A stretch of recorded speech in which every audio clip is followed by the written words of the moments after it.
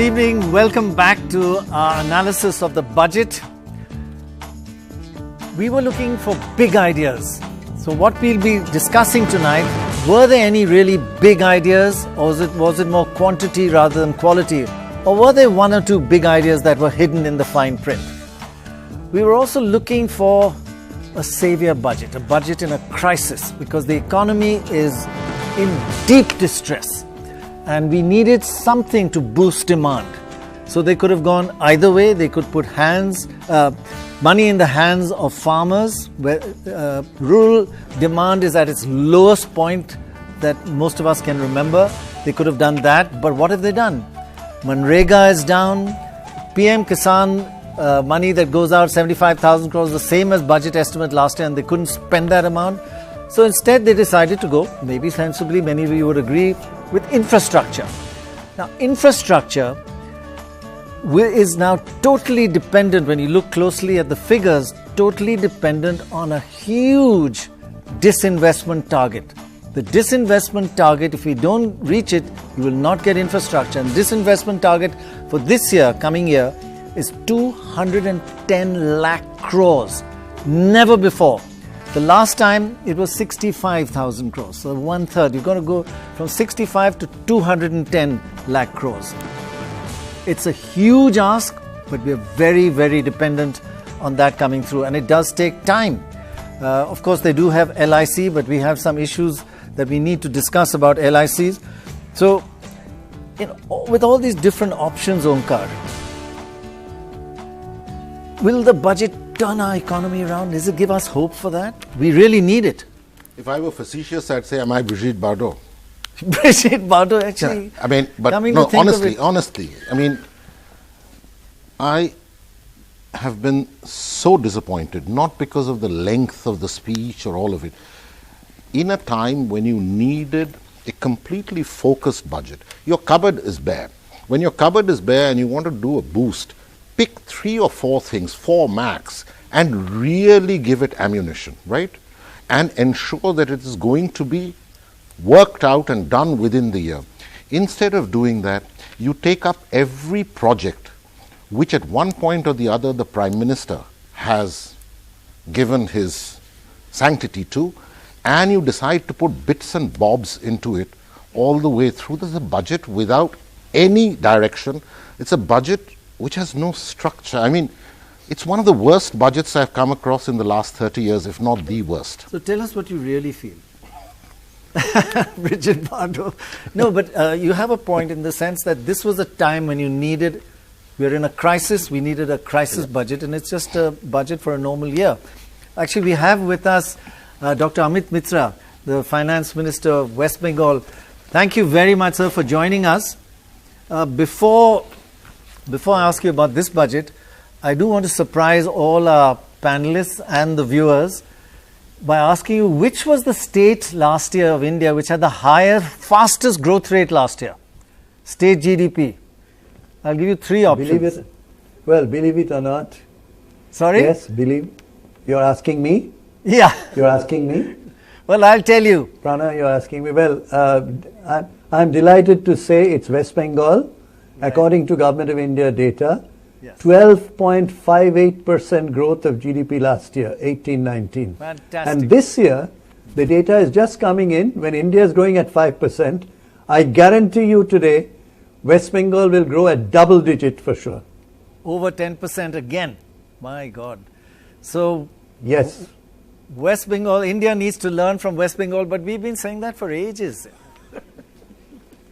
They're not catching up. But tell us now, coming to the today's budget, right. Is this going to make us go from 5% to 7% to 8%, get us out of a terrible slump that we're in? Very, very disappointing. And I think, as Onkar said, I agree with him. It's directionless. Now, we need to understand that the GDP lowest in 11 years. Private consumption expenditure lowest in 7 years, investment lowest in 17 years, manufacturing lowest in 15 years, agriculture lowest in 4 years, and most importantly, Your indexes, 3 major indices that have fallen. Global Hunger Index, do you know that we've come down from 99th position to 103rd position, further down? And Pakistan is ahead of us, and so is Sri Lanka. Global Social Mobility Index by the World Economic Forum just published. We've become 76th out of 82. And you very well know Democracy Index, we fell by 10 points. So you're not only talking about the numbers that we're talking about, you're talking about the qualitative decline of the entire economy's supply chain management, the deep-rooted problems with regard to different sectors, which I won't get into. And in this environment, what do you expect? I would have expected a rambunctious budget, which takes risks, which says, okay, I'm going to pull this economy out of its current stupor with bold moves. What in fact happens? More than two hours speech with a lot of poetry and drama. And what comes out is a whimper. Without direction, without clarity. I was sitting there thinking, wait a second, where are you taking the country to pull it out of this morass? Where are those solid markers? I was most surprised that even those which are there are being undermined. The core of core schemes, allocation falls by -9%. You're talking about Mahatma Gandhi, the 100 days work, reduced by 13%. Jobs and skill development, I heard a lot of it in the budget. Fact is, allocation reduced by 7%, reduced, -7%. And commerce and industry, again I heard a lot about it. I happen to look after commerce and industry ministry as well of the small state of West Bengal.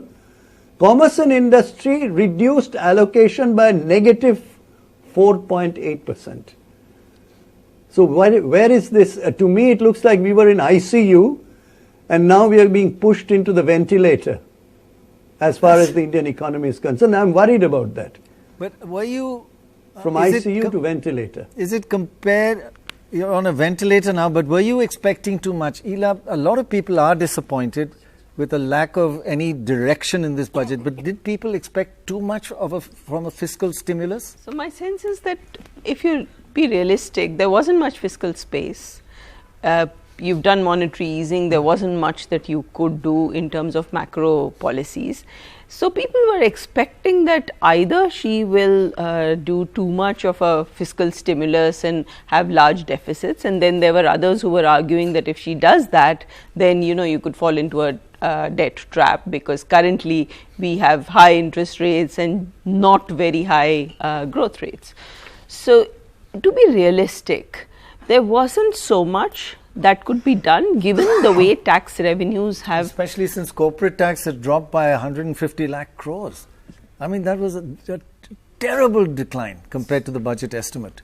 And if your tax revenues are not doing well, GST has not been doing well. So if your tax revenues are not doing well... And that's again a reflection of the state of the economy. So Amit Mitra, would you have liked to see a bigger punch in terms of expenditure in this one kind of crisis here and let the budget deficit get a little bit, not out of control, but go to 4.5%? Is that what you would like?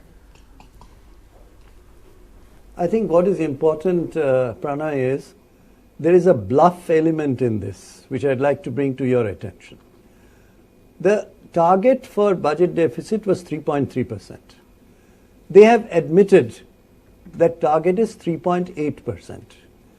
But the former Finance Secretary of India has just written a beautiful blog in which he estimates that this is a bluff. And I say it again, it's a bluff. Why? Because off-budget monies are being quietly put in. Now, what, for your listeners, what is an off-budget? Right. You basically want, for example, the railways to have a scheme. So you get the finance corporation of the railways to pay for it. Doesn't come into your budget, doesn't become a part of the fiscal deficit. Same way Power Finance Corporation pays. What Mr. Garg suggests, and I agree with him, the real deficit is in fact much, much higher. It ranges between 5% to 6.3% according to two different studies. Because of the off-budget cheating, I'm calling this bluff, and let me tell you, the Controller and Auditor General has said officially, make this transparent. Tell us why you are quietly hiding below the budget all kinds of borrowings and expenditure. What is your policy? So my submission to you is that instead of hiding this, come up and have the courage to say, okay, I'm going to go for 4.5% fiscal deficit, which will result in downgrading of India by some agencies, which may result in withdrawal from my stock market. It is a considered risk you take, from which you Keynesian stimulation of the economy, which all economists understand. Right. This was the time. That because of man-made impact of demonetization and unprepared GST, you cannot correct it by simply priming the economy a bit here and there out of a business cycle. It has to be a big hit. Now, question is not only there is no big hit, what has been cut is from the bottom of the pyramid in terms of putting money into the hands of the agricultural sector, putting money into the hands of the small and medium enterprises, where the maximum marginal propensity to consume is at the bottom. We, the upper middle class or middle class, we save much more, so we don't put back into the market. So and what about corporate tax cut? Nothing went back into investment. So my submission to you is not only a risk was not taken with regard to fiscal deficit, whatever was taken avoided those very people who can spend the money in the market at the bottom and middle end of the pyramid. Right, thanks very much. Very clear, and you know your economics inside out. You've done it for years, private sector, now in the government. Just I want to clarify, marginal propensity to consume, you mean they consume more of the income than the middle and upper middle classes are. Their savings are less, and you should put your hand in their money in their hands if you want demand to go up. Who can spend much more? May I also add, Prannoy, if you just give me 30 seconds. Yes, sure. On LIC, I heard you mention LIC. Yes. Life Insurance Corporation today has 30,000 crores as non-performing assets. That is a big worry. And do you know why? Life insurance has been forced by this government to buy private sector, any shares to be sold. So, it bought 7,000 crores worth of Coal India. Those are called phone call investments. One public sector. Phone call investments, that's right? I mean, phone call investment from one public sector being forced to buy from another public sector, and nobody knows it. Now you end up saying, I'm now going to privatize LIC. Hello, LIC is 30,000 crores of NPA because you made LIC. And LIC is something which all of us, I'm sure, have something in LIC, the common people. Right. It's a very dangerous proposition indeed. Right. You ruin it and then you say, okay, now I'm going to sell you off. At least it will make it transparent, right? At least it will be transparent. Dorab, that's something that has worried you, that if you go in the stock market, you have to disclose. If you do an IPO, you'll have to disclose all your holdings and all the dirt will come out. But let's be honest, the debt's been accumulated over 30, 40, 50 years. Yeah. Everybody has passed on the buck. Every government has passed on the buck. It's every government that makes a phone call. Every government's done that, yes. But tell me, Arvind, this 210 lakh crores for privatization, when last year they did 65, is that a crazy number? They just had to do it to bring your... you've done this many times. Now, fiddle the numbers to make sure your deficit looks good. Work backwards. But I would first like to give a perspective which is different from the one you had, if I may. Yeah, sure, of course. Okay. Now, when you're talking about the budget and GDP, which is my focus, with primary emphasis on reform, there are three aspects. Okay. One is the fiscal deficit. Right. The fiscal deficit has expanded by 0.5%, which is thought to be the maximum under the FRBM. I would like to hear, does anybody want it to have expanded by more than 5.5?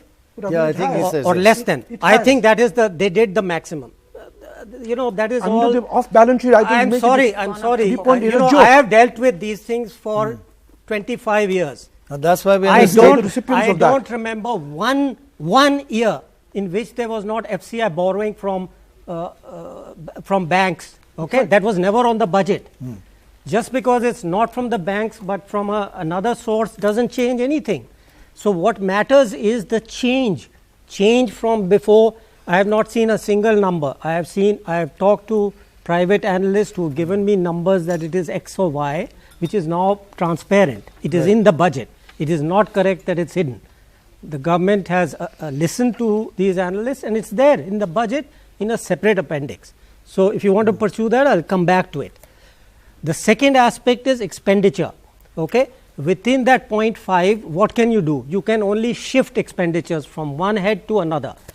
The key when you're talking about GDP is the multiplier, the expenditure multiplier. Right. There is an RBI study. These numbers I have not seen. I just have heard them. The numbers quoted a little while back.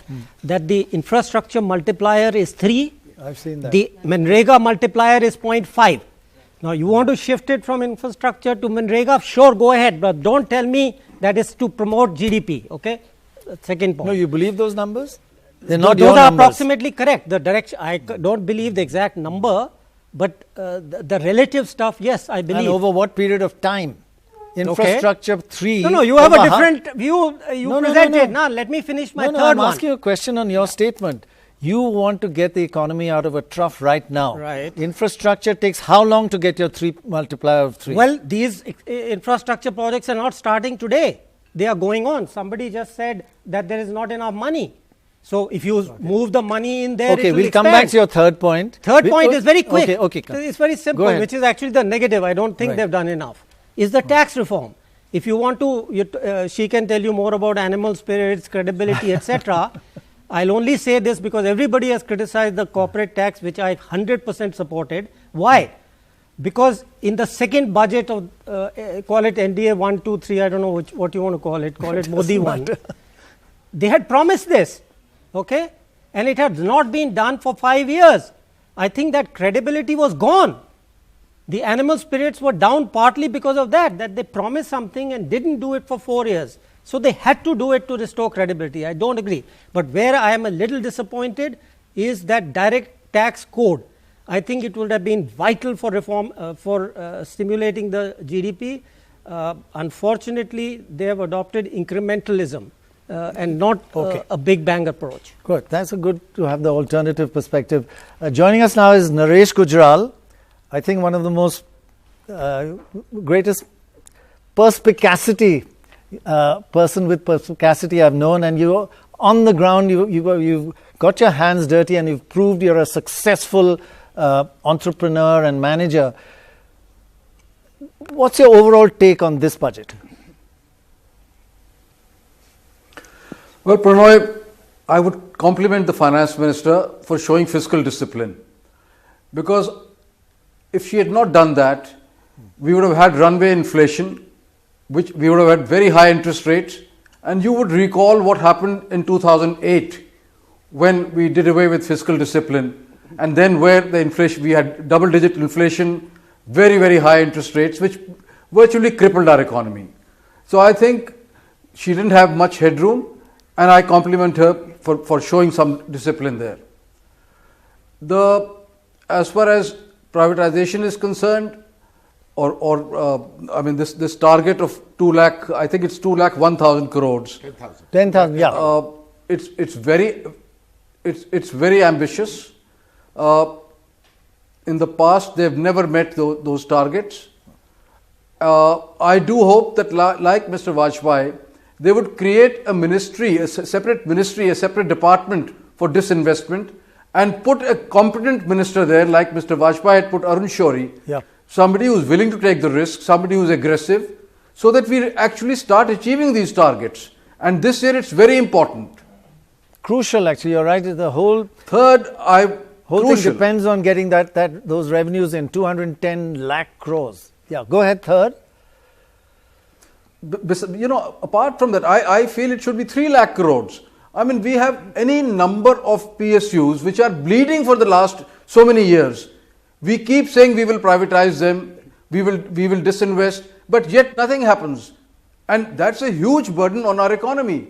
So I hope that they put this on a fast track. Right. Tell me something about... Next, I would say... Sorry, go ahead. No, please. I'll after you. No, putting privatization on a fast track. We remember the Congress party didn't really believe in it, couldn't even use the word privatization, called it disinvestment. They're all socialist. Is that actually in even this government's DNA? They really don't believe in the private sector taking over public sector units. They believe we'll make the public sector more efficient. So is it an ideological problem on top of just a numbers problem and an implementation problem?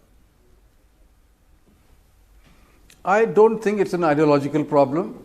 And besides, they can take that political risk. They have 4.5 years to go. And if they don't do it now, this will never happen. And the country will keep on paying for these loss-making PSUs. So I am all for rapid privatization. And I do hope that they will do so. You were going to make a third point before I interrupt you. Yes. You see, the real employment generator is the SME sector.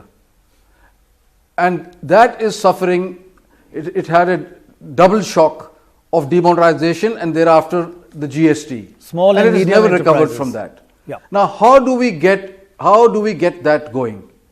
Especially the labor-intensive export industry. And for that, I would urge the government to let the rupee weaken. Because today we are non-competitive in the export markets because our rupee is overvalued. I know that a lot of our imports are, especially in the oil sector, that would get affected. But don't forget, your exports would rapidly rise. You will create a lot of employment which will generate demand. And at the same time, it is an import substitution. So I think this is one thing that they must do now. Last question on this. In fact, exports are in terrible shape. They're contracting. Have they done anything to change that in this budget, or has exports been virtually ignored in this budget? Well, the only thing that they have done is that they've said that all the taxes and duties that an exporter has paid, that would be given back to him, including the state taxes, that would be refunded electronically or digitally. But I do hope that happens very quickly. Yeah, because that's important. Because you can't export your taxes. Right.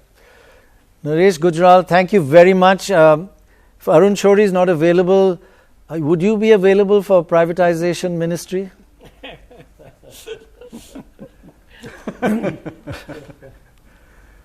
I think you could do something there. I hope they do something about it. Yeah. Right. Okay. And quickly. Thank you very much. There are many competent people on their benches. Right. So, just looking, Yamini, at imports and exports and the terrible shape we're in on that front, is that another area of worry in this budget?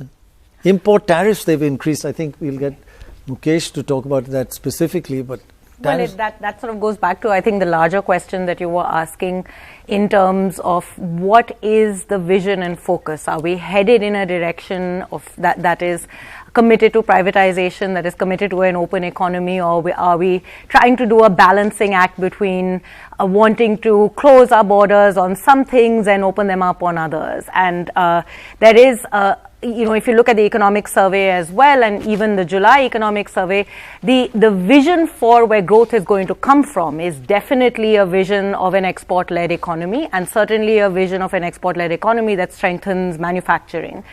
And yet, when it comes to articulating what that would actually mean, we always fall short. There are fundamental constraints that I don't think we have paid enough attention to, and I didn't see enough attention on that in the budget as well. So I think this is definitely yet another area. You feel it could be an ideological issue, just like the Congress? I think that, I think we have to. I think it speaks to a larger question in this budget, right? Which is, as Omkar said as well, we are at a particular moment, and we have to have the ability to articulate a clear vision and a clear focus, and then just move there. And the budget hasn't done that. It's trying to do everything, and then when you start looking at the numbers, you discover it's probably not doing many of those things either. So the absence of a clear, bold vision with a carefully articulated plan and trying to do too many things at the same time inevitably leads you into this sort of multiple pulls and pressures that you have to negotiate, and it requires political courage. I don't know why that hasn't translated after all. 303 and 4 years to go gives you the opportunity. Yeah. So we are joined now by Soumya Kanti Ghosh and Neelkant Mishra. Thank you both very much for joining us. I'll ask you just to give us a very short key points you feel about this budget, your analysis. Either one, Neelkant Mishra, or you can start. Yeah, anybody. Don't feel shy. Yeah, I think there are, thank you, there are a couple of points regarding the budget which I want to highlight, 4 points. Right. The first thing is that if you look into the budget numbers, the tax projections look realistic because we are looking at around 8.7% growth, and that is much lower than the decadal average of around 11%. The important thing is that if you look into the expenditure numbers, the capital expenditure shows an 18% jump, which is much higher than the 9% decadal growth. So there is an push towards continuing capital expenditure so as to pull out the economy. However, a couple of more things which are positive in the budget. The first thing is the increase in the deposit insurance cover from 1 lakh to 5 lakhs. With this increase, now if you compare the ratio of the per capita income of India and the insurance cover, India actually moves up the ladder significantly. The second positive thing in the budget is that the budget has actually significantly enhanced the export insurance cover for the banks. So it will make banks easier to extend loans to the MSME under both the pre and the post shipment credit. The third thing is that there is a significant jump of around rupees 8,000 crore on fundamental research of quantum, which could also be helpful to fintech and banks. However, there are a couple of points in the budget which looks a little introspection. For example, the first thing is that they move towards a taxation regime whereby you are actually saying that if you forego the tax concessions, that actually needs a little bit amount of research, because as of now, India is a country where the social security cover is significantly on the lower side. So I am not sure whether that incentive to save needs to remain, because that is an important element in important household savings, because household savings has been declining in the last couple of years. And finally, the other important thing is that if you look into the overall government borrowing program, a significant chunk of that is going to be mobilized through small savings. The total number is actually at 2.4 lakh crores. So this means that the interest rates, specifically the bank deposit rates, are unlikely to go a significant decline from the current levels, because they are small. They also compete with the small saving rates. So overall, bottom line budget, is, but there are some things which. Bottom line, has it done enough to get us out of our financial crisis that we are in? I think there are some positive states in the budget, but some needs a little more of introspection. That's spoken like a true Bengali. All depends. Yeah, but I think the points you made are very valid in terms of your analysis. Thanks very much for joining us, and let's hope those positive factors you mentioned are implemented and do take effect. Neelkant Mishra, you're one of the brightest, and I know all your previous work in this area. So what you're going to say, we are all going to take very seriously, so be careful. Thank you. That's a very high mark. See, I think a lot of the discussion tends to be about the budget speech, but I think the real juice for analysts like me lies in the numbers. And the situation, I think, as Ila also alluded to, was very tight going into the budget. If the economy is slowing down, your tax revenues tend to come down. If you raise the fiscal deficit too aggressively, you have a big problem with the transmission of interest rates. Anyway, there is a problem right now where the RBI is cutting rates, but they're not getting transmitted. and one of the key factors has been that the spread between the government borrowing rates and the RBI set rates has been too high. If you had set a fiscal deficit target which was beyond the FRBM specified limits, it ran the risk of pushing up interest rates, borrowing rates, and that could have driven us into a very dangerous spiral. So what I think the budget does is puts forward some very credible numbers, unlike in any time in the last couple of years where the first reaction from everyone was that the tax growth numbers are not credible. This time that is not a question that is coming through. Do you think the 210 lakh crores in disinvestment number is credible? Disinvestment? It's never been more than 100 Yes, so that's lakh actually crores. So that's the interesting part, that even the next year, where the government is budgeting a 10% nominal GDP growth, the tax revenue growth numbers for indirect and direct taxes are broadly in the same ballpark. So they're not expecting a significant improvement in compliance, which is, I think, makes the numbers quite credible. But instead, the expenditure to GDP growth, expenditure to GDP is still rising. And that is being funded by non-tax revenue. So this is actually something that's very interesting, that in a slowing economy, you need to tap into resources which are not about taxes, and there is an attempt to do that. And I'll address the disinvestment question. So there is 1.33 lakh crores that is coming in from the telecom ministry. There is 2.1 lakh crores that is coming in from disinvestment. Out of which, as the government has specified, about 90,000 crores they are saying will come from the strategic disinvestments in financial firms, which one assumes would include the disinvestment in LIC. Right. So even if they sell 10% of LIC, see, we don't really have exact numbers on LIC, so very hard to value those things. But I think those numbers, those targets can be achieved. That leaves about 1,20,000. Given that many of the disinvestments from this year, so the 3 that the government has already announced, are most likely slipping into FY21, because as you know, the government of India does cash accounting. I think there is the 2.1 lakh crores, if the LIC IPO happens, is actually quite credible. On the 1.33 lakh crores that is to come from the telecom sector, it's not clear whether they are assuming a 5G spectrum sale next year, or they are also assuming some AGR inflows. But either way, that number also, if the 5G spectrum sale is handled carefully, is achievable. There is a lot of execution risk in both these things, but I think it is far more prudent than assuming a tax revenue that you can't meet if the economy is slowing down. Right. That's a good point, actually. Mukesh Bhutani, tell us a bit about, we were just discussing imports and exports and the customs. I think that's been kind of not really highlighted. What's happening to customs tariffs? She didn't mention it in the speech, but you've had a chance to look at it. Yeah, so surprisingly, about 6 odd pages have been devoted to amendments in the customs regulations, and host of products have seen a rise in the custom duty. I was just trying to analyze what could be the possible reasons, and it's a cocktail of reasons. It starts with the shelled walnuts moving from 30% to 100%. Fortunately, pistachios have been left out. I don't know whether Mr. Trump is going to be pleased with this outcome. We import a lot of walnuts from America, right? Yeah. And Mr. Trump's coming soon. So yeah.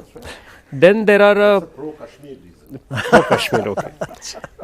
On a more serious note, there are other products which seem to be giving impetus to the local industry. Footwear industry, the duties have gone up. And then there are a huge list of household products. These are typically the products that the country imports from China, South Korea. What kind of footwear? I'm interested. It just is all footwear. Footwear is not what we import. The other set of products, which is ceramics, glassware, tableware, heaters, household products. Right. Now, interestingly, they all have gone up from 10 to 20%. This has connection with so the 10% import duty has gone up doubled to 20%. To 20%. Right. And all of these products would have got impacted had India gone ahead with the RCEP. So clearly, if we had gone into the regional that's right. custom, But the way the RCEP works is that countries are cooperative, comprehensive economic. Basically, all the Asian and Southeast Asian countries right. coming together in one kind of That's market. right. It Yeah. could never have gone from 10 to 20. Correct. So countries are free to have in their domestic tariffs higher rates, and if you sign a form of a free trade agreement or an RCEP agreement, they are automatically brought down. Interestingly, there is another set of products. Just 1 second. Yeah. We'll just come back to that because it's very interesting to know how this is. That wasn't highlighted earlier, but we've got Amitabh Kant and Kiran Mazumdar-Shaw with us. Both, I think everybody's really interested to hear what both of you have to say. Kiran Mazumdar-Shaw, tell us your reaction to this budget at a time like the country's facing the tough economic times. So Prannoy, I think from a business sentiment point of view, from a business confidence point of view, the budget has been very positively received by India Inc. because I think it started with the reduction in corporate tax, and of course today the Finance Minister gave a lot of assurance to India Inc. that tax terrorism would be would be done away with. The whole aspect of allowing FPIs to invest up to 15% in corporate bonds, the sovereign funds which are going to now be allowed to invest in infrastructure projects with a tax holiday and many other such measures are, they augur very well for investment. Right. And I think India Inc. at least sees it very positively, including the abolition of the dividend distribution tax, which will certainly boost the bottom line and please the bond markets. But then on the other hand, I think this budget was meant to actually look at how to revive consumption, how to put money in the hands of the middle classes and how to basically get people to spend. I don't think that has been achieved in this budget because, the tax slabs that have been announced are contingent upon giving up exemptions. And that really doesn't make much of a difference in terms of putting more money in the hands of people. Quite important to explain the tax. And the second thing, the tax rates that have gone down. The second thing is also I was just going to explain what you said just for the viewers, that the tax rates that have gone down have not really gone down as much as they seem, because the earlier tax rate you are allowed exemptions to set off many items as exemptions. Now you have to take the lower rate, no exemptions. So it's not such a big drop. Carry on. Yeah. And the second thing, Prannoy, is that, it's all very well to, shift the dividend distribution tax from the company to the shareholder, but I think that's not going to go down well because, you're trying to basically put more money into the hands of the individual taxpayer, and now you're actually going to tax them on dividend received. Which could and be that's not going to augur well for them, and you're actually not putting money into their hands. In fact, the tax, they could pay a tax of up to 42%. Well, earlier on they were paying half that. Yes, exactly. Amitabh Kant. So in fact, I think what is going to happen, if I may just mention, yes, please, is that the government is actually going to benefit out of doing that because they collect more tax on the dividend. Yes, absolutely. Actually, that's been, I think, quite an important impact, Amitabh Kant, on the stock market dropping nearly 10,000 points. 1,000 points, sorry.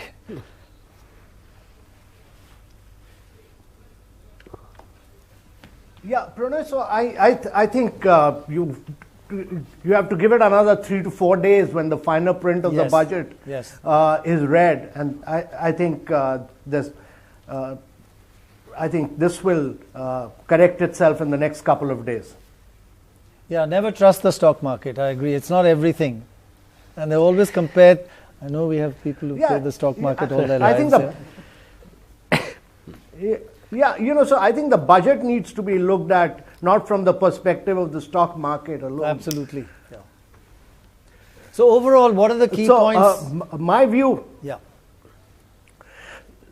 So my perspective is clear realization by the government that it's not the government alone which can drive growth. And if you look at the overarching theme, it dwells very significantly on private-public partnership, across sectors. You know, opening up district hospitals and PPP, which to my mind is quite remarkable because we are facing a severe shortage of doctors. And, you know, pushing for 150 private trains and railways, and pushing for privatization of the railway stations. And I think putting a high target on disinvestment. A government needs to get out of these areas, and we recommended BPCL and Concor.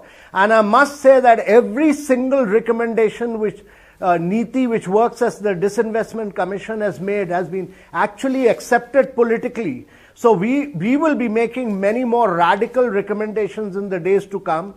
And I think this clearly shows that government is pushing for private sector brownfield investments in the country. And I think this is a good strategy because greenfield investments take a long time, they are risky. But these projects, when you're selling roads, when you're selling airports, these are brownfield projects where revenue streams are already coming in, and therefore you will get private sector to come in. And on the back of that, you will revive credit flow into these projects. The real challenge before the economy. Can I just ask you? The real challenge for the economy was to get credit flow back. Can I just ask you your opinion on why the privatization target last year was 105 lakh crores and they ended up with only 65 lakh crores? I mean, it was a huge. Why? Why? This year we've 65,000 crores. This year we've pushed for major companies. I mean, BPCL, Concor, and there's some other big ticket disinvestments in line. So I think what the government has, the target they've pushed for is very much doable. Well, why did it not? Why did they not make it last year? Why did they not make it last year? Just out of interest. You know, Prannoy, I think the process, if you're doing it in a transparent, competitive manner, the processes take time. You know, I mean, when you're selling government silver, you need to do it in a very transparent manner. Yeah. I mean, lest you get criticism tomorrow. So the processes take time. You know, appointment of transaction. Let me tell you, BPCL and Concor, they are big ticket thing, but even then it's taking time. Right. But I'm quite sure that next year it's quite feasible. Well, I hope it's true because a lot rides on that 210 lakh crores. Yeah, very good. Kiran Mazumdar-Shaw, in terms of this hope that privatization will not fall short again, that it'll all happen, it's got to start right away and it's got to really move fast because doing this in 12 months, 210 lakh crores is no joke. Do you think they'll do it?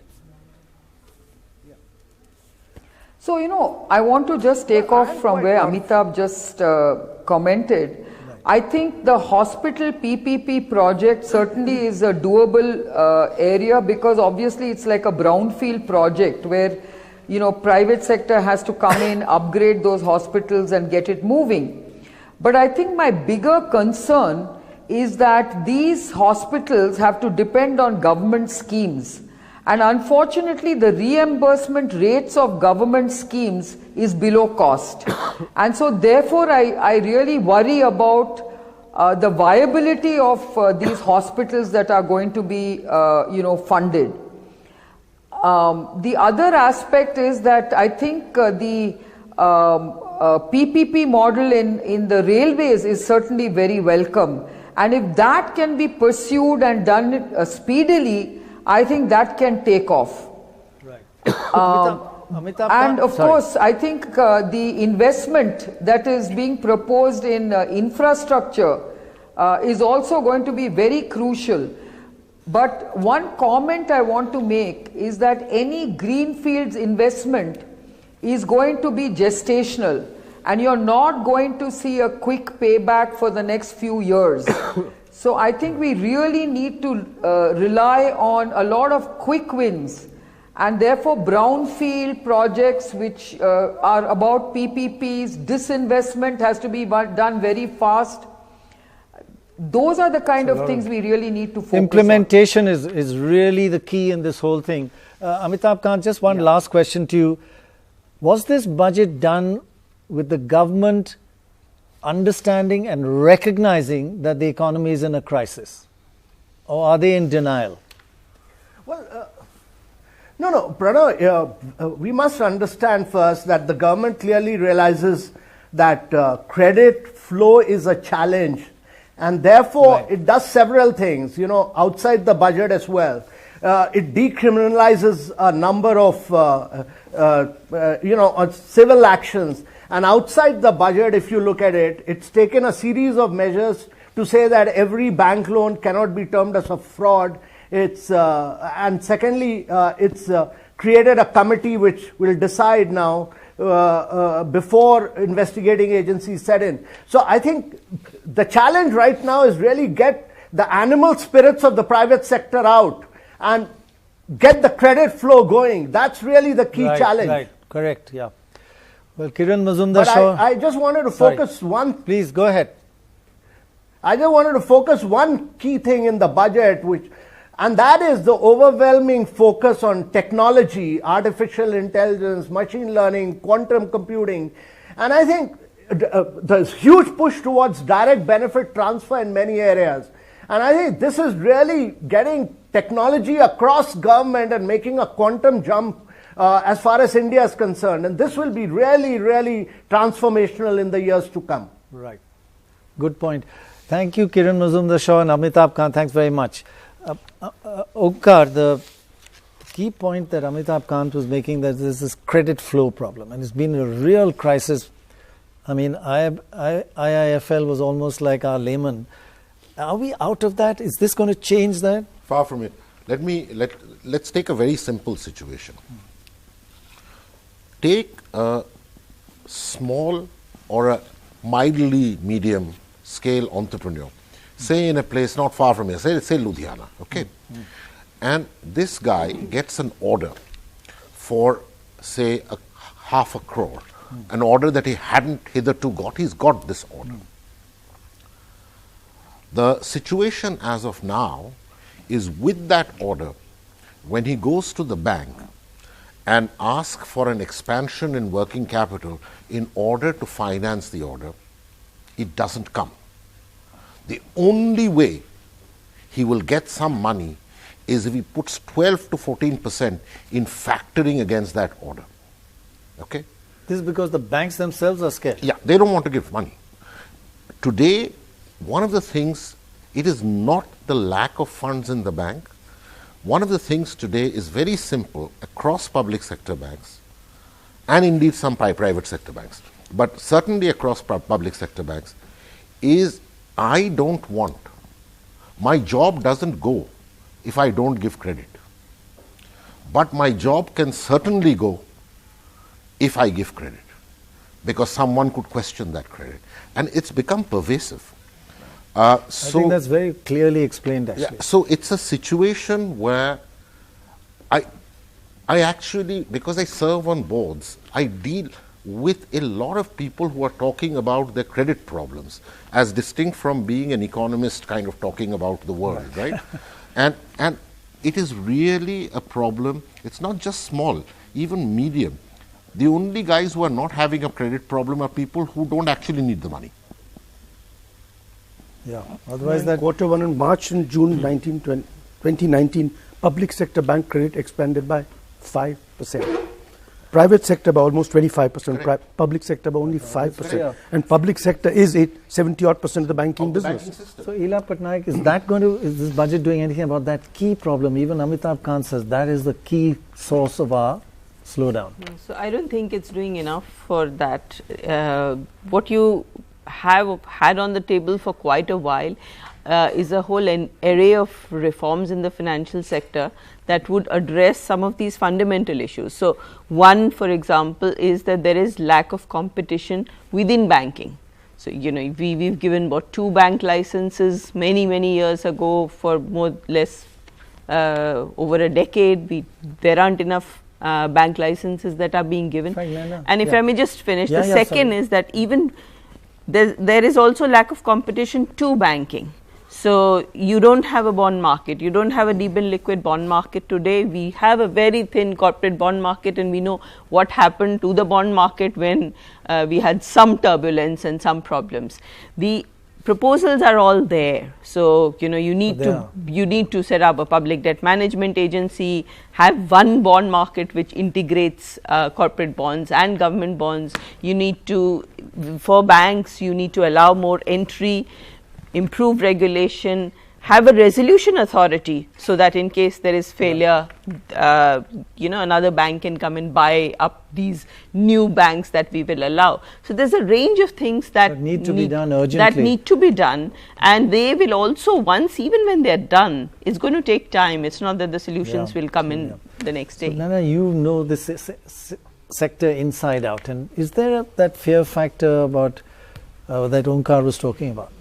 Absolutely. So I think Omkar is absolutely right, and in fact, as Ela also touches on the fact that we have banks that have sufficient liquidity. Some will say that it's that they don't see enough projects that are financeable, but the real reason is the human factor. Who is going to sign on that credit and live up to the harassment that may come 10 years later? So it is good that we are seeing at least a step in the right direction as far as banks go. The desire to set up an advisory board, whether that works or not, only time will tell. To whom these cases get referred, so that every NPA is not treated as a fraud, that NPAs are part of the growing up of an economy. Right. And frankly, it's the same issue that hits us through the bureaucrats, because there is the same fear of any decision taken. And my biggest concern, which comes to my favorite subject, disinvestment, and I've been itching to come in on that. I worked very much on the disinvestment programs under the Vajpayee regime, and I saw the brave decisions that the bureaucrats at the time took, and how many decisions, little and big, had to be taken, and how the minister himself stuck his neck out to get what were really, in fact, simple deals, disinvestment of shares in GAIL, disinvestment of shares in ONGC. These were capital market transactions. But even for that, how we would go around in circles to get approvals and signatures. Right. And in this current context, my heart goes out to the folks that have to sign off on these, because actually that is going to be the biggest impediment. So the answer to your question, can we achieve this 2.1 lakh crore of disinvestment? Absolutely. There are enough beautiful jewels there. Fantastic that this government has put BPCL out there as a potential sale, profitable, solid, wonderfully managed company. That LIC, in terms of shares, sees a disinvestment, and disinvestments tend to be easier than privatizations. Right. However, the process of execution is not easy. And I would say, if we can draw from the economic survey, the right answer may be to set up Temasek type structures which put assets into a fund where people who know how to manage money, who are brave enough to take these decisions, they will make mistakes, take it away from, well, hopefully they won't, because some of it is pretty straightforward. Selling equity is pretty straightforward, but you have to know that there's a market mechanism. You have to be answerable to a reasonable set of deliverables as against your job or whatever being at stake. And if we get the structure right and we give the execution authority to the right people, it's entirely achievable. However, I do feel that to see the benefit of this in the next 12 months is going to be pretty hard. No, I just wanted to say one thing linked with what Naina is saying. There's another constraint, and that's nothing to do with the budget, but it's a serious constraint. While the bankruptcy law today, under the bankruptcy code, is a very good set of procedures. Yes. The fact is, it is extremely difficult to execute under the National Corporate Law Tribunal. And the reason for that is that unlike in the West, where most of the crises was on housing mortgage. And housing mortgage is easy to deal with. You take 500 housing mortgages, pull them together and, deal with it. Here, you have a complicated company with all manner of cross ownerships, different plants, and you can't get a good price. Over and above that, all manner of questions are asked in NCLT. And this has slowed, and this affects the banking, because it slows down the resolution process. Right. It also questions what haircut you're taking to make it go through, and locks up the capital in the banking system. I'm going to take a short break. When I come back, I was going to call you Tuhin, but I'll call you Arvind. We'll take a short break, and when we come back, we'll talk about the fear factor, and we'll also have the head of Niti Aayog giving us his perspective. That's in a short while.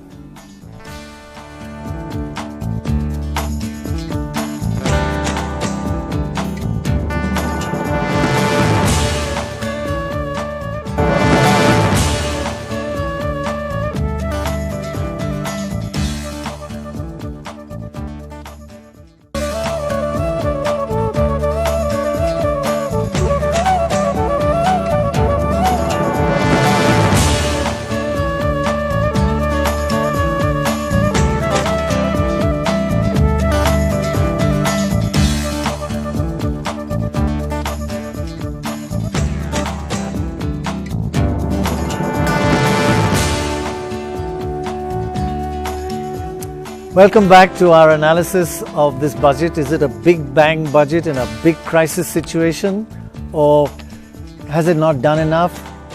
Will animal spirits take over and the economy bounce back on its own?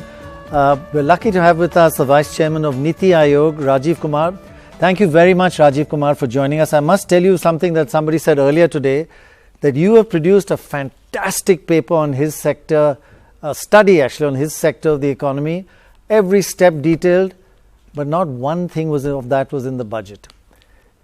Are you a bit disappointed that many of your suggestions have not come in the budget, or have they come in quietly, which we haven't recognized? Hi, Prannoy. I'm actually quite happy that some of the suggestions that we had made have been there. For example, I've been going on and on about modernizing our agricultural sector, and the implementation of the three reforms that we want to do there. The Model Land Leasing Act, the APLM Act, and the Contract Farming Act. And it's very interesting to see that the finance minister has said that the states will be incentivized to do that. Prannoy, the modernization of agricultural sector, which is so lagging in our productivity, our cost structures are way out of whack with the global costs. We've accumulated 60 million tons of stocks, and we don't know what to do with them. All of that means that agricultural sector has to get modernized, has to attract the corporate investment, which it has failed to do. It has to free the farmers from the tyranny of the APMC, etc. And I think the 16-point charter, which includes some of the other stuff as well. For example, the balancing of fertilizer subsidies. Why should only inorganic fertilizers be getting the subsidies and not the organic and the other forms? So that's one part of it. For example, the other part of the ones that we had been talking about was the dividend distribution tax. Just 1 second on agriculture. Just to get a clarification on agriculture, do you think we've got any chance of doubling agricultural GDP by 2022, or is that just outrageous? Prannoy, I think doubling farmers' income by agriculture, which is slightly different from doubling agricultural GDP. Oh, you mean in nominal terms? I think it's of course in nominal terms. It has to be in nominal terms. And that I think is very much really doable if we attract the kind of investment that we need for value addition and agro-processing and in agriculture, and also the diversification that we need away from cereals to much more horticulture, fisheries, poultry and the livestock, etc. I'm very glad to hear that. I think it's the first time I've heard that the doubling includes inflation. And it's good that it's clarified, because otherwise it was just sounding way out. Sorry, when carry you're on. Talking about incomes, you do yeah. So so I think the the dividend distribution tax going away, the deposit insurance raised from 1 to 5 lakhs, the NBFCs becoming a part of TREDS, which can therefore that means that they can go back to get some credit into the hands of the MSMEs. I think all of these things that we had suggested, and I'm glad that these are there. But I think the most important thing that I had emphasized for some time is that you need to end this tax harassment, especially of the investors. And there, the introduction of the taxpayers' charter, I think, will go a long way in getting this done. Because for the first time, taxpayers will have some rights, to do that. And this is, I think, a very important step that we have taken. Just one thing that I wanted to emphasize is this great skepticism that is going around for the disinvestment target. And just for starters to tell you that the present market value of LIC is around 25 lakh crore. And even if the initial IPO is discounted by 25-30%, the market value is about 20 lakh, 18 lakh, no less than that. And if the government is able to sell or is prepared to, as it should be, 10% of that equity, through the market, that's a large sum that you will get in one stroke. Right. And moreover, there's one worry there. We had 26 proposals. Sorry, just a clarification. Yeah. We all know every government, when they want something done, phone call to LIC, buy this stock, buy that stock. So they have a large amount of NPAs, non-performing assets, or companies that are, and that's under the carpet because it's not a publicly listed company. But when it goes public, all of that will come out. Is that a worry? That's not at all. In fact, that's a wonderful thing to happen. Finally, the government has bitten the bullet of saying that all of this should be exposed and that's a good thing. True to the market discipline. And it's a very good thing. For the first time, and this is the government's courage actually to take these reform measures, but will it affect the GST or the IBC. Will it affect the credibility and the value of LIC when all this comes out? No, but this is why I'm saying that, today I checked today that the market cap value, the market cap for the LIC would be around 27, 28 lakh crores. So you reduce that, you bring it down to some value, which is, let's say 20, 19, whatever. Still, if you are able to place 10% of the equity, which you must be able to, then, there you go. Moreover, we in the Niti Aayog have been pushing for, disinvestment and strategic sale, of which 26 have been given the political clearance. The cabinet has approved them. This includes the sale of Concor, the Shipping Corporation of India, and BPCL. But the question is, we know that the BPCL expression of the question is why everybody is a little skeptical. Was the target last year was 105 lakh crores, 1,000 crores, 1,000 crores, and they only managed 65,000. Now, when it was 65, to go from 65 to 210, never achieved before in India, there will be some worry about that. Yeah, but which is why I'm trying to lay out before you that this is a target that is achievable, and the importance of that target is that you are not relying on unreal estimates of tax buoyancy, etc., to meet your revenue targets, and creating much greater space for the private sector. Prannoy, the last year was exceptional in terms of the election, the new government, the disinvestment department having some changes in leadership, etc. All of that has been sorted out. Air India, the expression of interest is out. BPCL, the expression of interest would be there. This particular figure in the budget, I think, is critical to understand the government's approach for bringing in much greater private sector play and withdrawing from the economy, as has been promised. And I think it will restore the credibility of the government in many ways if and as we should achieve this target. So, by the way, I think in giving the investment a real boost by the DBT, by the by getting the 15% tax rate on power and manufacturing, by sovereign wealth funds being given the tax reduction, the investment boost that it tries to give, despite the fiscal stringency, I think I think this is a very very balanced and decent budget, of which thankfully some of the suggestions made by Niti Aayog have been accepted. Great, thank you very much, and particularly those two clarifications. The nominal, we're going to increase double farmers' income in nominal terms, and the other one is the interesting, first time I've heard an estimate of the value of LIC, and you're prepared to cut it a bit if the non-performing assets become public, and that's a good thing. So good luck to you. Thank you very much. Good luck to you and Niti Aayog. Thanks very much. Now, you were listening to all this micro stuff. You're a macroeconomist. Isn't this all beneath your dignity? Depends on what your objective is. To confuse people. Okay. Now go macro. Well, that I leave to the politicians. You had several of them. No, not too many. No, we don't have many. By the way, I've written a detailed paper analyzing the GDP decline, which I laid to 3 causes and tried to link the policy reforms to those causes. I won't go into, like you said, I don't want to confuse you particularly, though your public will understand, you won't. Exactly, that's exactly what I said. They may all understand, but I won't, I'm out of it.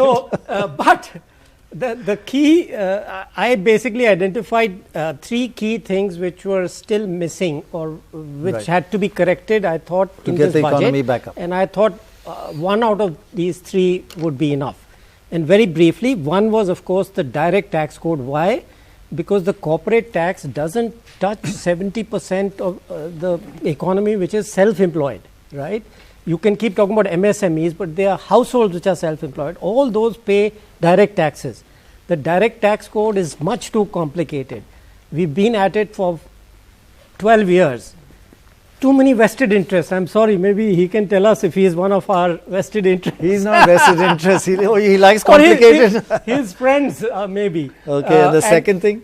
So that was one. The second is GST. I think we have perhaps discussed this many times. It's too complex. You talk to any small person. Yeah, you're right. Their expenditures just to the honest people suddenly saw a huge increase in costs of compliance, right? So that, again, good point, and the third one was, which there are some hints in it, is the fertilizer subsidy. I think we've got to a stage where people understand that this is spoiling our land, water, everything. It's too excessive. I mean, we have been discussing this for I don't know how many years, but I think has to be done. Public has understood. So the thing is, it should not be so difficult to shift it to other things. Right. Now, there is a hint that some of it could be shifted to organic fertilizer, etc., but it has not actually happened. So there are a lot of, in my view, they are little starts. Yeah, but what I miss is the big bang. I must admit, it seems to be incremental. I think they are acting on all these things and several others, but it's an incremental type of approach. Yeah, not the big bang. Ratan Roy, thank you very much for joining us. Really great to have you here. And with all your experience in and out of the government, does this budget lived up to your expectations at a time like this in a crisis? One thing I learned, I've never worked with government. One thing I've learned working alongside government is that you calibrate your expectations, or better still, don't have them. Because our budgets traditionally have not been particularly credible in terms of the future tense. So I do 2 things. I look at the present tense, and the present tense in the context of the budget means what did the government say in July 2019, and what do we see on February 1, 2020. So I'm going to talk about the budget as last year. What we see is what I said would happen very clearly. You did actually predict that we were going into a real fiscal crisis. You did say that. I didn't actually say fiscal crisis, but that was the term the media used. I said we are going through a medium-term structural fiscal stress, and I'll tell you why. The government of India, for some time now, is not collecting the taxes that it says it intends to collect in significant measure. And that has happened again this year, as I warned last year. Last year we had the additional problem that the government deliberately chose to take numbers that it knew were not credible, that did not reflect the full extent of the tax shortfall. They knowingly didn't do it. The economic survey, of course, presented them the day before the budget, so I got them there. And the tax shortfall then was about 1% of GDP plus. This year I don't know, because we have the revised estimates. They seem credible to me.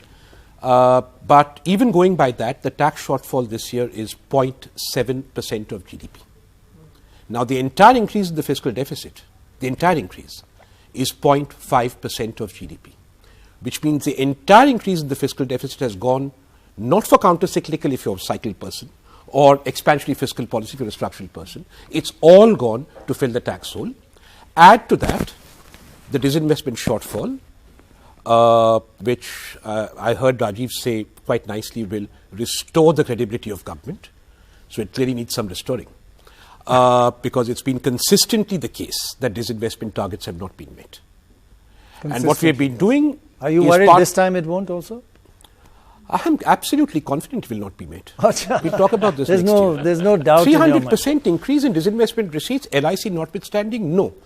And I think, by the way, it's also very disingenuous to conflate two things. This is not a privatization of LIC. This is the flogging of 10% of LIC equity to fill an income gap. So this is not it's not privatization. It's not a privatization at all. So to talk about this improving the participation of the private sector, I'm afraid I don't buy. One.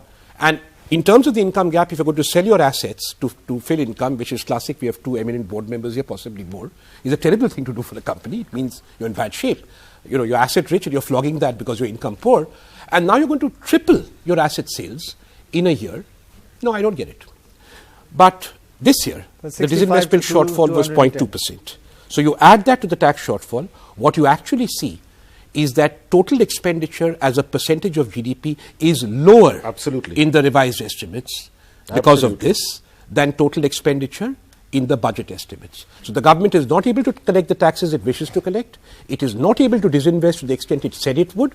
And when we come to the present tense, we therefore find the government has to cut expenditure despite raising the fiscal deficit by 0.5% of GDP. Now, if that's not a serious structural fiscal situation, I don't know what Just repeat that. You're saying the total expenditure this coming year is... No, that the year foregone. The year just gone by. Just gone by is lower than...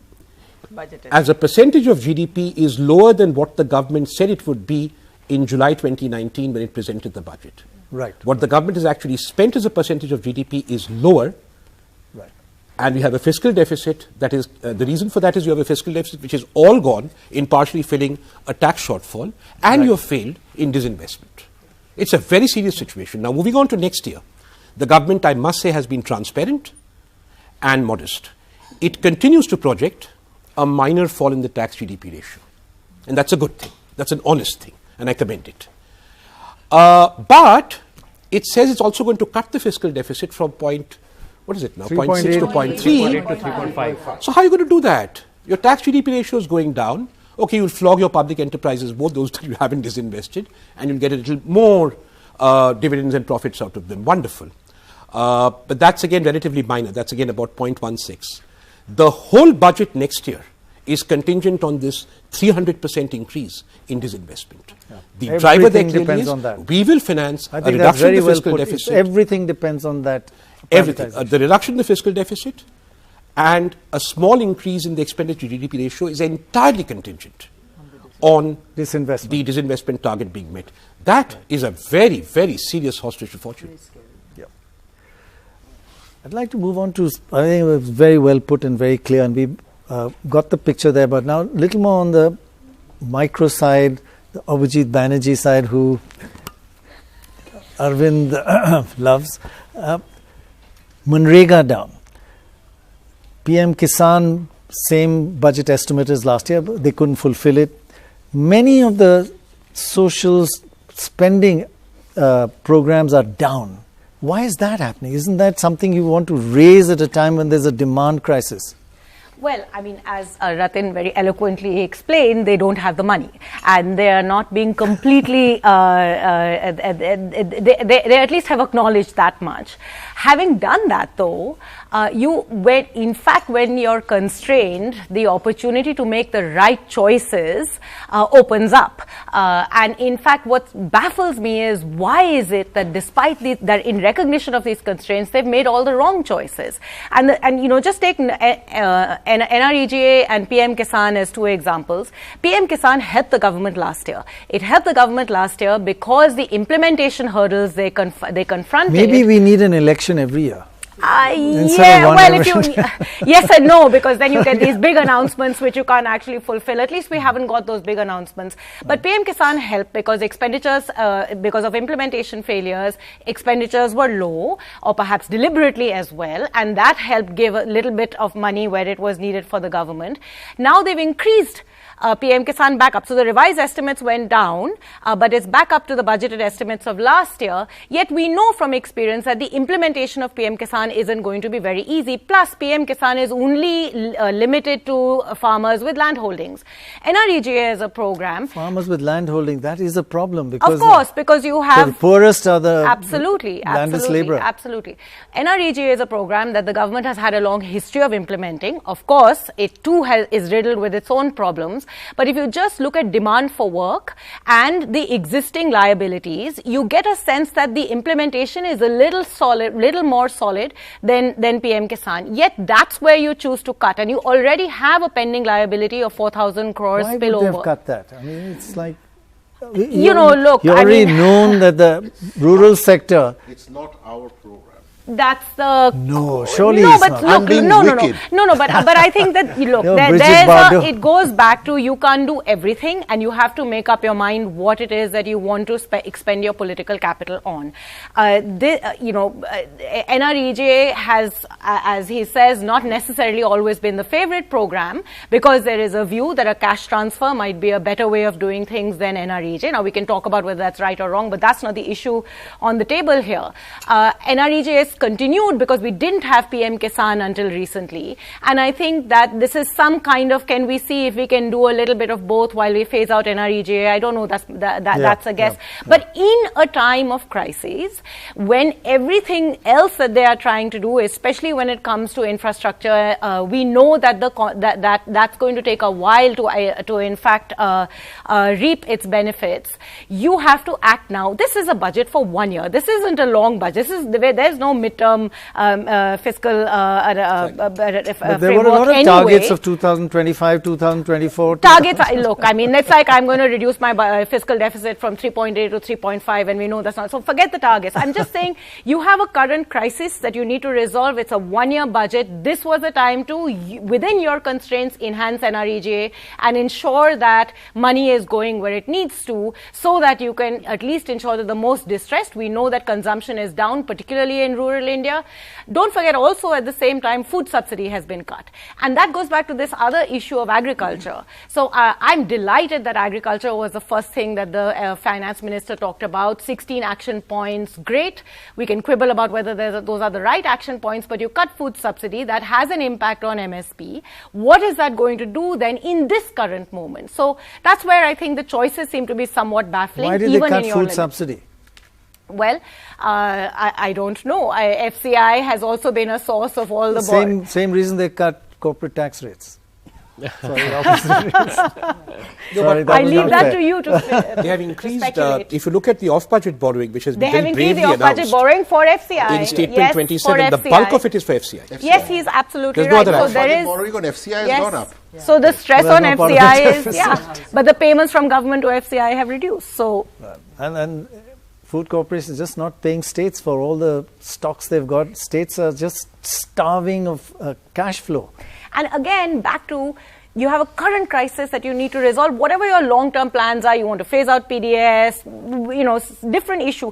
But right now, we know that states, particularly the poorer states, Madhya Pradesh, Chhattisgarh, Odisha, Bihar, these hard-to-reform states have actually made significant shifts in reforming the PDS system.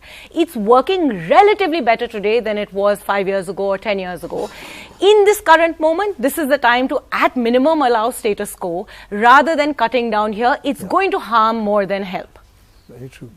Let's now move on to another area. Mukesh, which is a little above most of our pay grade, but you would be able to explain it to us. All this stuff they're doing about tax terrorism and appeals and settlements, just explain 3 key points in that. So I think the government is terribly confident given the success they achieved in last year's indirect tax system. Last year's indirect tax settlement system was very different. It was the underlying philosophy was we moved to GST. Let's try and clean up the old indirect tax so that you unclog the litigation machinery and move on. Phenomenally successful. I was confident it would be successful. In indirect tax, you have largely classification related disputes. In direct tax, disputes are very different. You've heard the concept of high pitched assessment. Now, direct tax, you mean income tax and corporate tax? Income tax and corporate tax. In income tax and corporate tax, you have high pitched assessment. The concept of high pitched assessment means you offered an income of 1 crore, the officer had gone and assessed it at 10 crores. That's a high pitched. So you will evaluate your options, you will decide whether to appeal or not.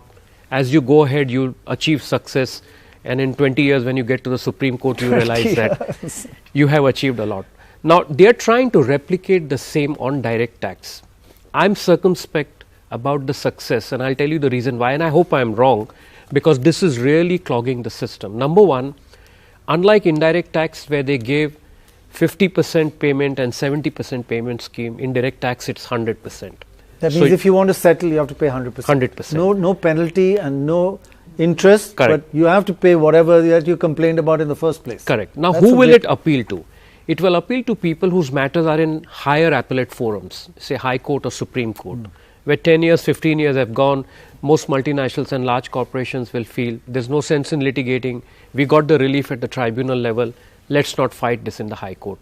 Now, the mechanism for direct tax appeals is such that 85% of the appeals are before the first appellate forum, and 85% of the appeals suffer from high-pitched assessment phenomena because of whatever, tax terrorism or whatever you call it.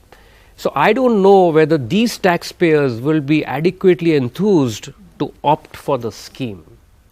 And so psychology of the taxpayer also is driven by the fact, am I getting anything out of it? So in indirect tax, you were getting a rebate of 30% or 50%, depending on how much was your indirect tax liability. You don't have this. So that's one part. But I think still it would help clear up a lot of disputes, particularly in the higher appellate forum. Basically, people who think they're going to lose will clear. Yes, or people who feel that issues are debatable, they've got the relief in the first appellate forum, or they have lost the appeal in the tribunal. I think those people will really come forward. Mukesh, I just wanted to ask you something. That was just one of the things I've heard.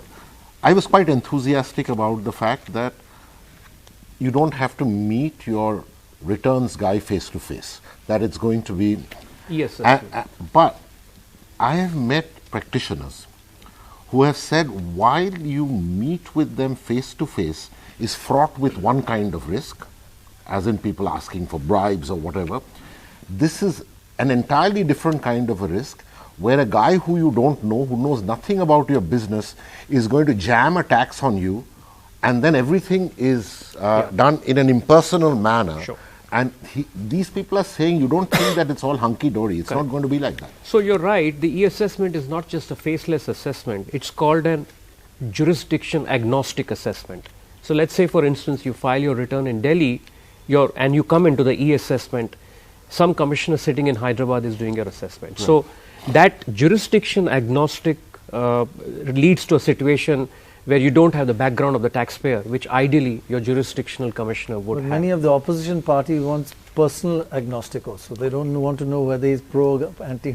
Well, I think this step, which was extended this year to cover e-appeals before the first appellate forum and e-penalties, is solely motivated by one reason: just try and avoid unethical practices in the department.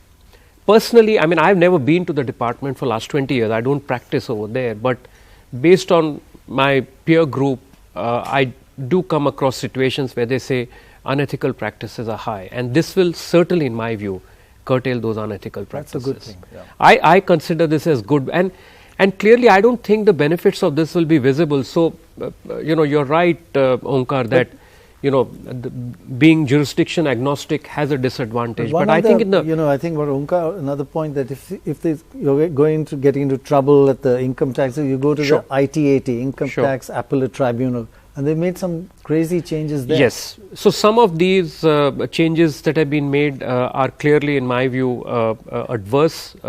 Essentially, the Income Tax Appellate Tribunal had all the authority to grant a stay, including a 100% stay. Now they have curtailed the power of the appellate jurisdiction. I personally doubt the correctness of this from a constitutional law standpoint, because the Income Tax Appellate Tribunal is a part of the judiciary wing.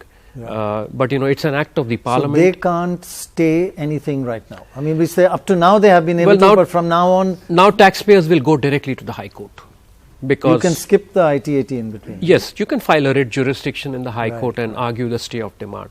Because now to tell a taxpayer that an officer will do a high-pitched assessment, you have no option before the tribunal but to get a stay, but for that stay you fork out 20%. That's a lot of money. Yeah. So it That's may weaken the appellate tribunal. It weakens a judicial arm of the government. In addition, it is creating an onerous responsibility on the businesses, and it may be a temporary revenue mobilization by the government, but I think it's counterproductive. Last question on this detail, sorry, because most of us haven't read this aspect, and it's very important to know. They've raised indirect taxes on various items which the prices are going to go up on. Correct. No, so these are import goods, not indirect taxes. So these are the goods that are imported. No, but you were mentioning something about cigarettes.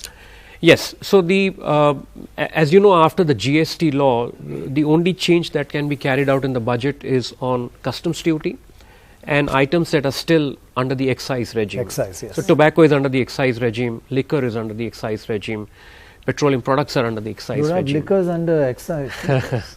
So yes, tobacco excise duties have gone up, for obvious economic reasons. But I think how much has it gone up? Substantially. I mean, there are various kinds of tobacco products. Right. It ranges from 200 to 600%. 600% increase. Depends on the length of the cigarettes is on length. Yeah. Gutka and all the other products which are health hazards have gone up. But I think on customs tariff, very interesting changes. 600%, not bad. The goods that were identified in the economic survey as which should be priority for the Make in India program, like automobile, auto ancillary, CKD. So customs duty on CKD, SKD, CBU, all the products have gone up.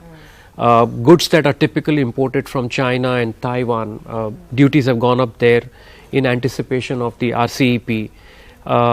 So fairly thought out changes have been carried out in the customs tariff. I don't think people have made noise about it. Some people may still allege that there is a Swadeshi agenda to it. I personally don't feel so, because I think the domestic industry and manufacturing needs that level of protection to be able to become competitive. Ela, sorry, go ahead. Yeah. Any specific... I was talking about customs import duties only. No, import of inputs. The inverted duty structure. I think over a period of time the government No, they said some were reduced. Which ones were those? Yes, there are some products that have been reduced, largely the intermediary products as well. Okay, you haven't seen the list. Yeah. Okay, that's but fine. I think the good news on the import duties, the customs duties, is that you get the set-off if it is for assembly and export. So set off, you can't get customs duty set off. No, for when you export, there is a clause there which says that any taxes that are charged. So the ability to do the global supply chains, which becomes important. This will make it much more difficult for us to join any free trade agreement. No, these are upper limits. You can always reduce them. I think that's less of an issue today if you look at, if we are looking to export. To be part of global supply chains is key, because it's very difficult to go out and export little bits and pieces. If you just import. Yeah, but to be part of a global supply chain, you don't necessarily make every product in India. No, of course not. So if you are importing and then you export the whole, you get the set off. So Ela, just coming on related to this, overall, is there going to be enough of a stimulus for GDP growth? I don't think. In real terms, not nominally. I don't think we should have even expected that, because that scope wasn't there. So it would have been wrong to expect that there would be a stimulus. So there's going to be a pretty slow growing economy for a while now, because we don't have an option? That's what it looks like. And you know, the things that could be done with regards to credit, for example, that we've been talking about, didn't necessarily have to be in the budget. So they can be done outside the budget. And what might work is that, okay, you've got a budget which didn't go overboard on the fiscal deficit, even though, you know, it has its problems clearly, but they didn't expand even more, they didn't go for more borrowing, and then follow it up with reforms in the financial sector, reforms which reduce harassment of those who are going to have to sign off on loans, and that can follow this, and maybe that helps in pushing demand. And Prannoy, I don't think we've said enough about the MSME sector, and not all of it needed to be in the budget. MSME? As in small, medium and small enterprises.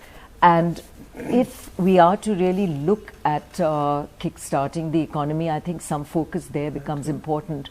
And it's anecdotal, but just yesterday I was at Bombay Airport when an unknown guy came up to me and began to pour out his woes as an MSME guy, turnovers dropped by half. And I think what was needed there as we look at infrastructure spend is zones, industrial zones, which take care, which become a sort of plug and play environment. Because these guys are really suffering on some of the good stuff we put in, like pollution control and water and fire fighting equipment. The costs are very high. But if it's a shared cost that goes in and they pay for it, they're okay to do it. They just don't want to do it each on their own.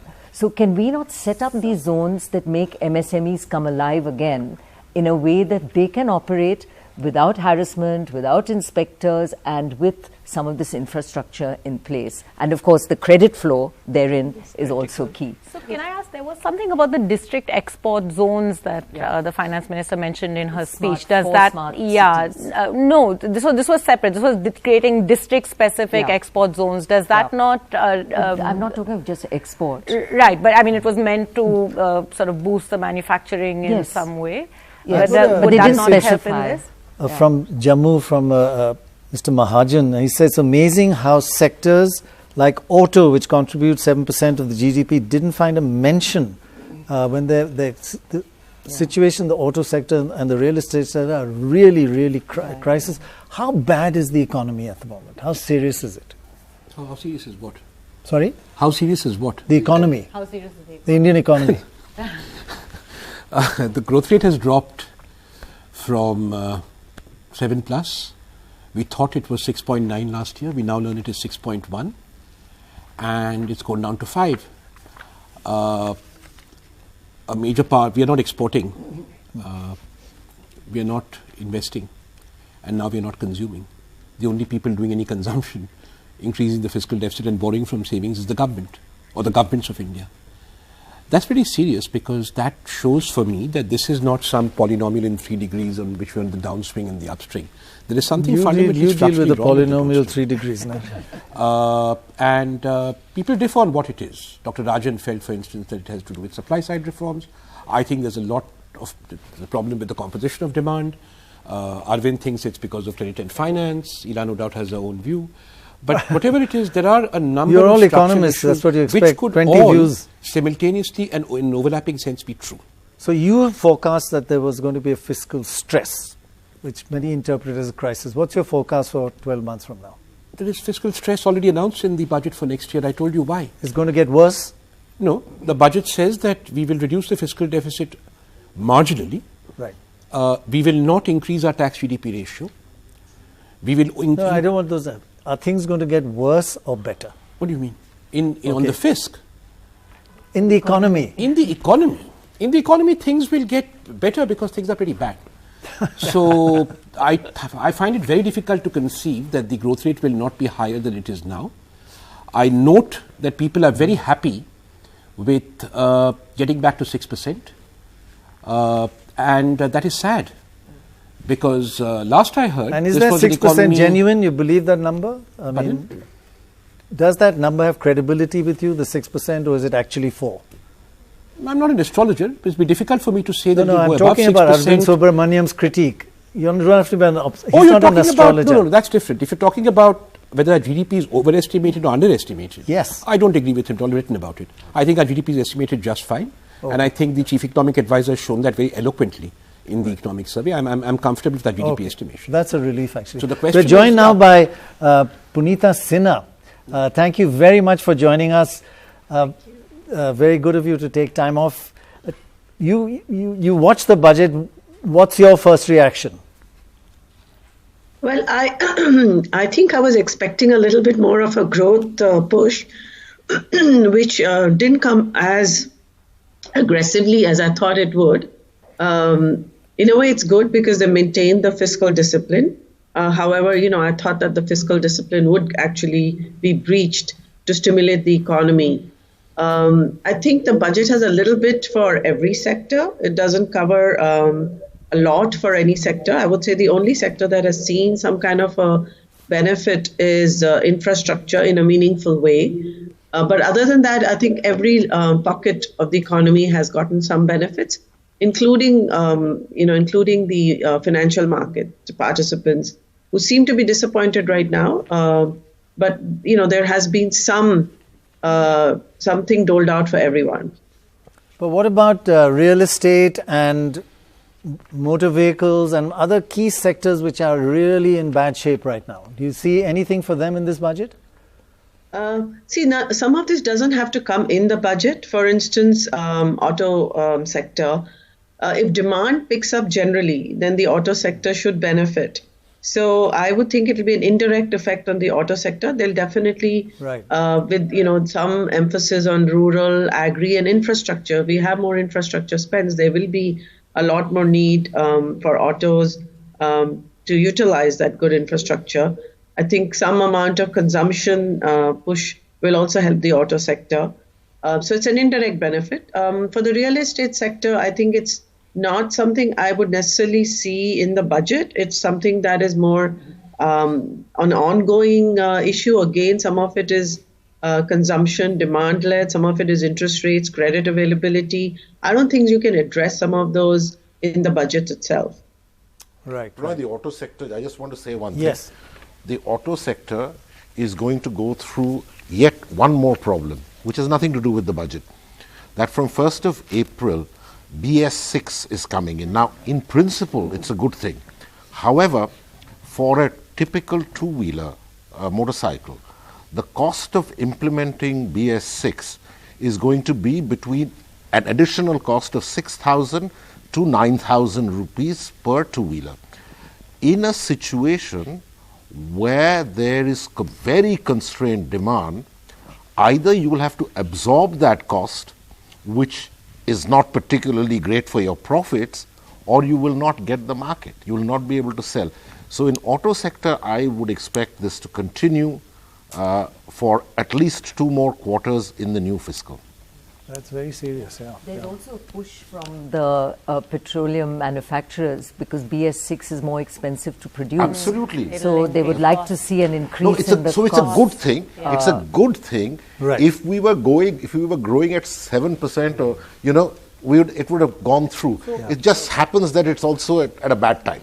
Over the last 18 months, I've heard several auto manufacturers, both two-wheelers and automobiles. There has been a regulatory cost increase of 30 to 40%. Yeah, you're including right. insurance. You're right. This BS 4, 6 and all this stuff. They have estimated. I mean, this is a rough estimate. The way you're saying BS. So yes, BS 6. Well, yeah. Okay. You got it. and the point is, yes, I mean, if you think of elasticities, autos have high elasticity of demand. Yeah. Talking about micro, right? You wanted micro. I've given you micro for once in your life. Okay, we've got just a few minutes left. Maybe you can get just a summary. Overall, last words. You want to start or you want to end? Well, as I said earlier, we hope that this will be followed up by other measures that would help ease some of the constraints that we've discussed. That didn't need to be. Give us an example of what measure? So I would like to see bond market reform. I would like to see banking reform. They have initiated something on separating out PFRDA and NPS. Go further on that.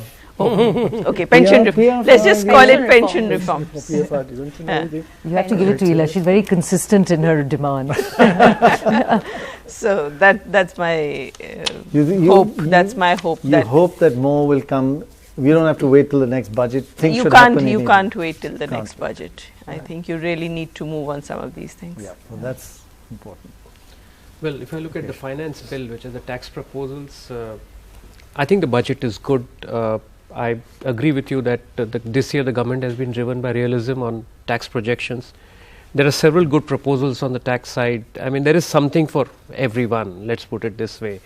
There are some niggling issues on how they have tried to amend the residency rules for high net worth individuals, which could cause genuine problems for Indian citizens who are, Residency rules, sorry, you didn't raise that. Yeah, they've said that, Indian citizens would be classified as resident in India, and 183-day rules staying outside India is just not a sufficient test if their economic interests lie in India. And they days are not enough anymore. And they have a stateless income. So I think it's a larger OECD agenda on avoiding stateless income, but I think it will create some difficulties for many people who are mobile by virtue of their profession or business. There are several good things for institutional investors. I think the sovereign funds is a fabulous move. Yes. I think in anticipation of many sovereign funds investing into India, this move is motivated. So I'm expecting that you would see a lot of sovereign fund interest one of the in our country. Biggest ideas in this budget. Continuing the concessional rate of 5% withholding tax on foreign portfolio investors on debt investments will bring money into India. So there are several good things in the tax proposals. I mean, I'm happy. Yeah. So, just on sovereign funds, the fact is they have been investors into NIIF and into some of our infrastructure proposals already. But and there are specific provisions in the budget for ADIA, for example, in terms of structure, which are worth noting. So positive. NIIF and ADIA. Okay, so ADIA is the Abu Dhabi Investment Authority. NIIF is the government-owned infrastructure fund, which has sovereign funds as investors in it. So that is part of a story which is building out quite well, where we've seen the Canadian funds and the Abu Dhabi Investment Authority coming in. Not sticking to just the sovereign funds. So overall, I think I'm actually of the school that believes that disinvestment can be achieved if you get the structure and execution right, which means as of tomorrow, make sure you have the right team with the right authority I hate to say this. Pushing it. You sound like a cricket commentator. Why? If we bowl right and bat right, and if our fielding is good, we may win. We may win. But the thing is, we have the assets, Prannoy. We are not barking up the wrong tree. We have the assets. That's the point. The issue is on execution. Are you saying in cricket we don't have the assets? What? Well, no, I don't know. I don't know. It's a lot more volatile. Your quick summary. I think every economic stakeholder needs to realize that all this wishful talk about fiscal expansions that comes from undergraduate textbooks does not apply anymore. The government is not in a position to undertake a fiscal expansion. Therefore, the private sector, consumers and others need to understand that you're not going to get a big push back to 7 or 8% growth from the fiscal side. You'll need to look at other things, and I think what Ila mentioned is very important. We will have to look at things that don't cost money to make it easier to do business in this country. Right. And that is where I think the focus needs to be. The second thing I need to say, which is very important, is that I do wish that the government would really bring out a white paper on what its own thinking is about this economic slowdown, because it is completely confusing to me. We have an entire budget speech that goes on way beyond lunchtime and starts, sort of in mid-morning. And I don't hear the word slowdown mentioned once. Right. This sounds to me like denial. And I'll tell you why this is important in conclusion. Very good thing about sovereign wealth funds. But in this fragility, risk officers are looking at political and institutional risk in this country. Sure. If you do not have a narrative that addresses what risk officers are looking for on political and institutional risk, then these SOPs are not going to deliver incremental finance. Therefore, we need a white paper. Half our country lives on agriculture. Agriculture has now come down from 18% to 14% of GDP. Last half year it grew by 2%. Where is the way to lift those? I mean, they are the guys who are supposed to spend. Where is the way to lift them? There is just, you actually cut the allocations in some cases. And if they don't spend, who's going to spend? Half our people work on the land. And by the one more thing, sorry, GST compensation by law has to be 14% every year, and the provision is 12% this year. Increase. I missed that. Are you serious? I read in the budget. I'm sorry, I didn't write the budget. I'm looking at last year's. So they're shaving off 2%? No. On the compensation? Yeah, it's increased by 12% instead of whatever the compensation be. They're supposed to give them 14% more every year. No. Yes. Only if they don't make 14% increment. Only if they don't, but they ain't going to make it 10% nominal. They ain't going to. So the questions, you at least got to provide for 14% growth. They haven't. They provided for 12% growth. So, as I mentioned earlier, I think, in the budget you had to do the tax stuff. Otherwise, you'll have another situation like last year, where you did the budget and then you had to do all kinds of correction. So one option, I think, remains that could we have a correction on some of the points which I made about direct tax code. That would be unfortunate. It would be better if it had done budget. But the rest of it, the things which we all have been talking about for years, the land, labor, etc., exports, there are lots of hints in this about agriculture and others. And I hope in the next 12 months they do it. Otherwise, we are going to have a very slow recovery. So you're like Ela saying, you want more stuff to be done. Yeah, otherwise it won't be the kind of recovery that I was hoping for. That is why I'm disappointed, actually. Right.